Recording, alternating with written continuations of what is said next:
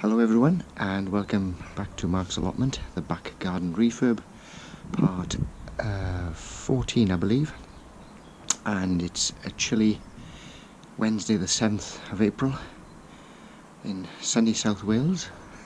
Not really. Anyway, first of all, apologies for the sound of my last film. For some reason this camera picks up the sound a lot more than my other GoPro, so once again apologies for that. I'm hoping that this will be a bit better for you, and it's less windy today as well. Okay, so quick update. So you'll have just seen me doing a bit of rendering, starting the rendering on this my raised bed with a bit of time lapse. So I've just put the first coat on, as it were. So looks a bit rough, but what'll happen is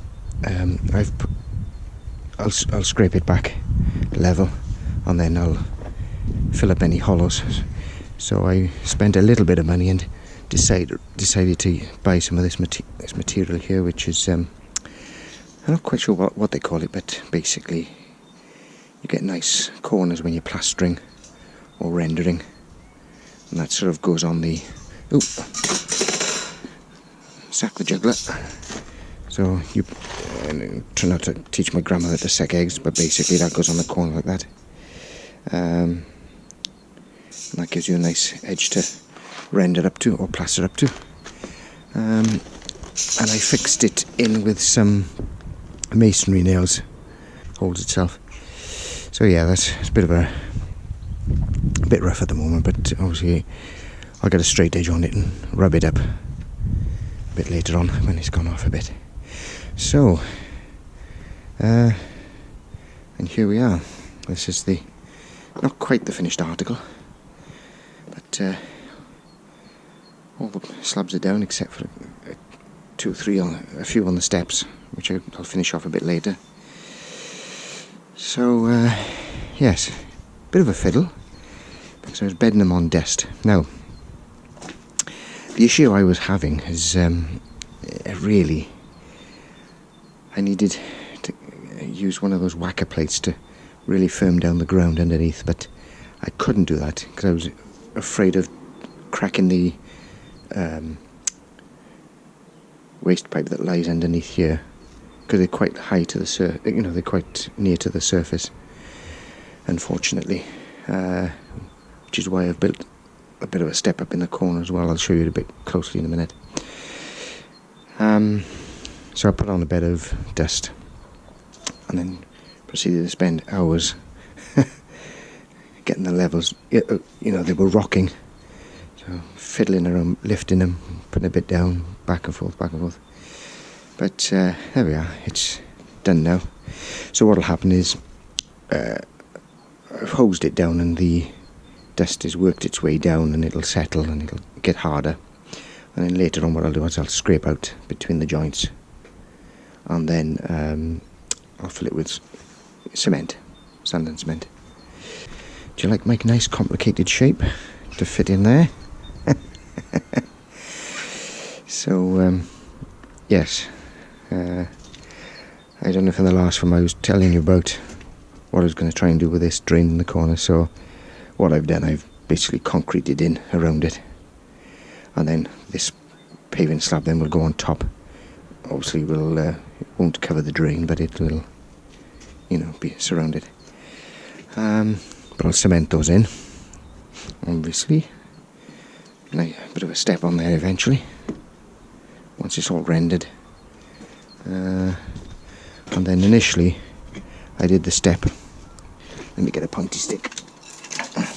Initially I concreted up to that punch here. I don't know what I was thinking, but it seemed logical at the time.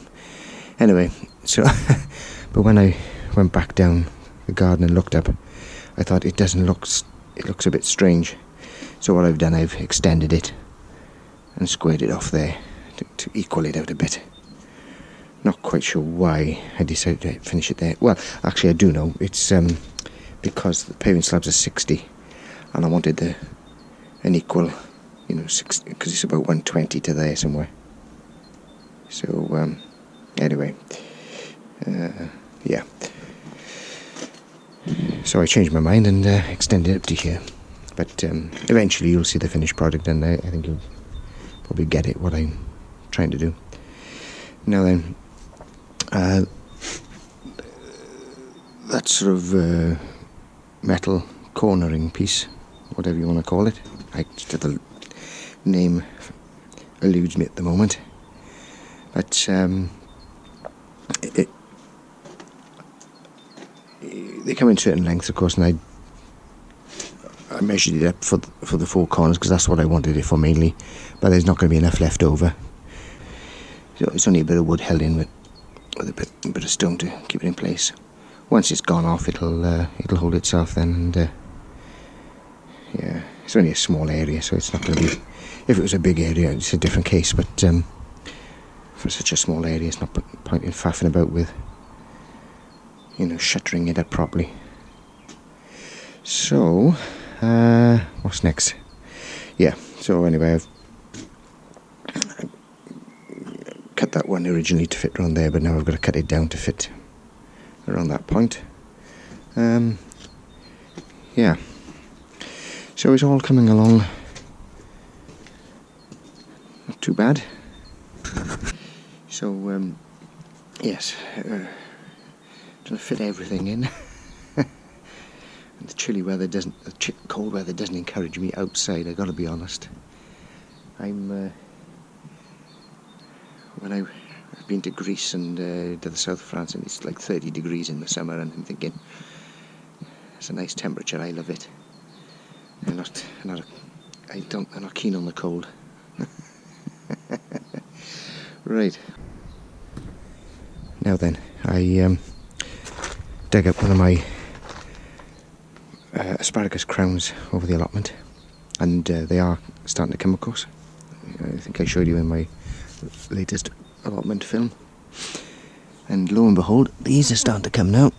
I don't know if you can see them just there, one there and one there, but I won't pick this year. I'll let that establish itself, and because I should have plenty of the allotment to pick to keep me going for a year, this year at least.